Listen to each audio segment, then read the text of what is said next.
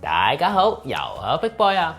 一直以嚟咧，同大家整咗咁多法國菜啊，不過好似我哋都仲未整 brioche 呢款咁經典嘅法國麵包啊。咁 brioche 咧可以話係呢個貴族麵包嚟嘅，因為佢喺早期嘅法國咧係啲有錢人啊同貴族先食得到嘅，而佢含高比例嘅牛油同雞蛋咧，呢啲食材咧喺以前都係屬於昂貴嘅食材嚟嘅，所以咧就唔係話平民咧日常就可以做到嘅一款麵包嚟嘅。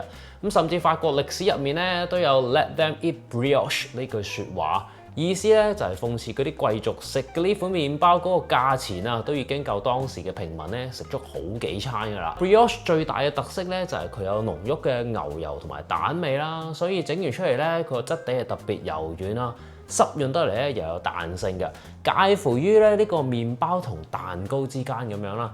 咁啊，相比起一般嘅白麵包咧，Brioche 嘅組織咧，佢更加細緻啦，口感咧係更加輕盈啦，顏色咧偏向金黃，而且外皮咧係比較薄添嘅。咁啊，傳統嘅 Brioche 嘅配方入邊咧，牛油同雞蛋嘅份量咧係可以去到麵粉重量嘅40至60%嘅，咁甚至乎咧可以更高添，因為咧佢入邊脂肪含量高啦，咁發酵嘅時間咧通常會比較長啲啲嘅，但係製成品咧係會特別香㗎。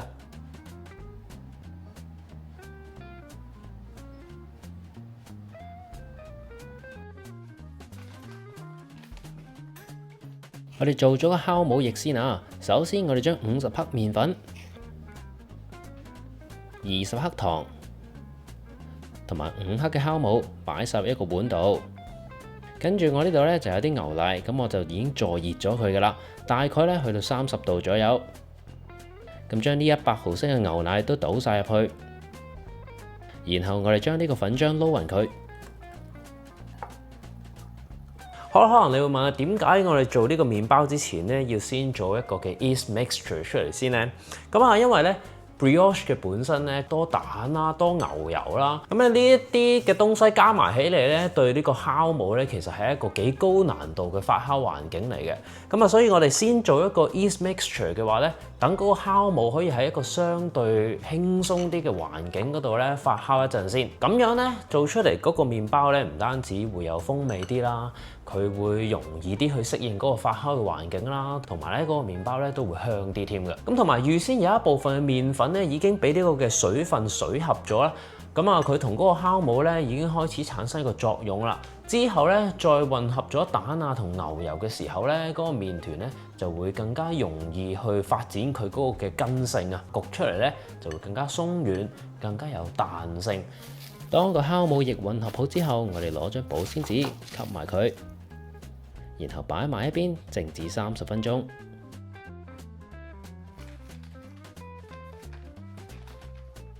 當個酵母液發酵緊嘅期間，我哋就準備一陣間麵團所需要嘅材料啦。首先呢，就係剩餘嘅325克麵粉，然後就40克糖，咁仲有1撮鹽添。咁我哋將呢啲乾粉呢撈勻晒佢先，跟住就準備埋啲雞蛋。咁啲雞蛋我一共會打入3隻嘅，但係咧我只需要150克嘅啫，所以多出嚟嗰16 gram 蛋液我就會留起佢，咁啊一陣間咧就會用嚟做呢一個嘅 egg wash 搽喺個麵包上面嘅。咁不過我哋首先將個蛋液發勻佢先，跟住先將多出嗰10幾克嘅蛋液留起佢，我擺入雪櫃先，一陣再用啦。30分鐘之後，我檢查翻個酵母液啦，咁啊見到佢已經脹大咗2倍啦。表面咧亦都有好多氣孔，咁啊表示佢嗰個發酵嘅過程咧進展得幾順利。咁當呢個酵母液激活咗起嚟之後，我哋就可以將佢擺埋入去嗰啲乾粉度啦。我哋首先開個低速，將呢啲食材融合咗先。咁搞咗1-2分鐘之後，我哋就可以將個蛋液加埋落去啦。咁咧呢個蛋液咧又係慢慢咁樣加，等嗰啲麵粉同埋蛋液可以有足夠嘅時間慢慢融合起嚟啊！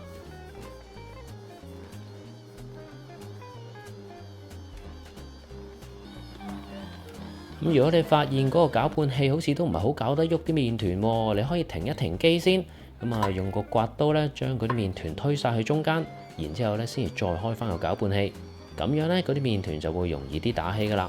咁咁我攪拌咗大概7-8分鐘左右，個麵團開始成型啦。呢個時候呢，我哋就可以將啲牛油擺埋落去啦。咁我呢度啲牛油呢，就已經預先喺室溫嗰度放軟咗噶啦，而且呢仲切埋一粒粒。咁啊，我哋就將呢個牛油一粒一粒咁樣慢慢擺入去，咁又係等嗰個牛油可以慢慢融入去個麵團入邊。咁加晒牛油之後，我哋就可以將攪拌器校去一個較高嘅速度。咁啊，再攪拌都係10至15分鐘。咁由於呢個麵團呢，牛油同蛋比例係比較高啊，所以呢，佢需要攪拌嘅時間呢係需要長啲嘅。咁我呢個呢，總共大概攪拌咗20至25分鐘左右。想知個麵團得未？我哋可以隨意搣少少麵團出嚟，然後將佢個4個角向外慢慢拉。咁當佢伸展到好薄，薄到可以透光嘅程度，而個麵團又唔穿嘅話，咁樣個麵團就真係 OK 噶啦。然後就可以攞個麵團出嚟，咁啊先擺喺台度，將佢掃形一下，咁樣張台呢，我哋就唔需要加任何麵粉啊，又或者油之類噶啦。我哋利用張台嘅摩擦力，咁將佢掃形成一個圓形啊。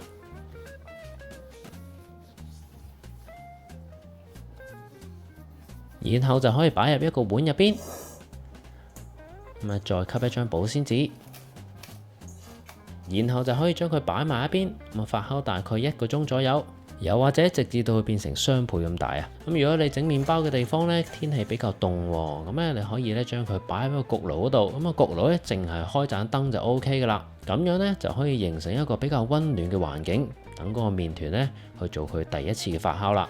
麵團發酵嘅期間，我哋可以做多一樣嘢，預備一陣間需要用到嘅模具。咁啊喺呢個麵包模入邊呢，我哋搽少少牛油啊。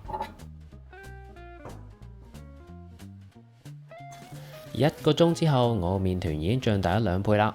咁呢個時候就可以將佢排走一啲空氣，咁準備第2次發酵啦。不過發酵之前，我會將佢分成唔同嘅等份。首先呢，我哋量度一下呢個麵團總共有幾重先啊。咁咧佢係770克嘅。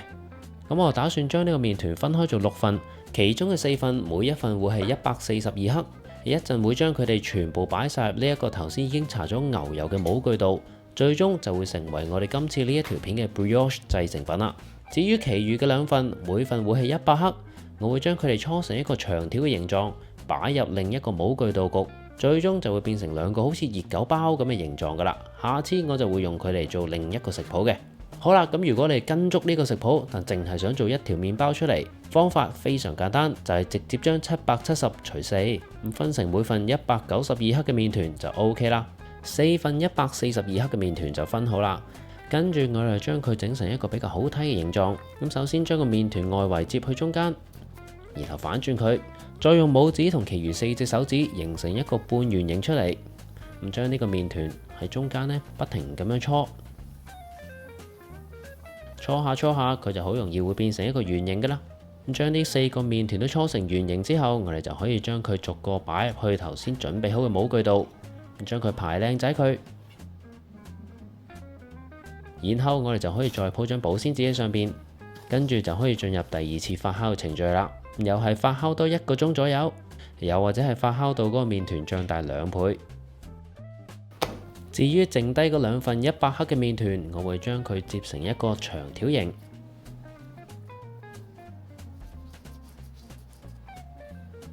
跟住擺入另一個模具度，同樣係發酵1個鐘。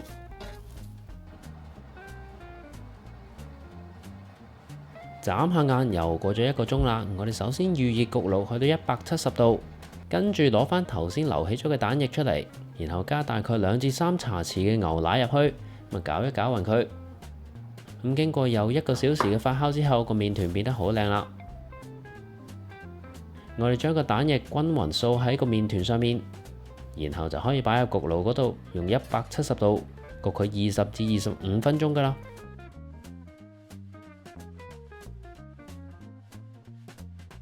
新鮮出爐嘅麵包永遠都係最香嘅。咁想知個麵包熟未？我哋可以用支 cake tester。咁將佢插入去個麵包入邊，再掹翻出嚟。如果支針上邊完全冇麵粉痕跡嘅話，就代表呢個麵包已經焗好噶啦。咁攤凍咗一陣之後，就可以將佢脫模啦。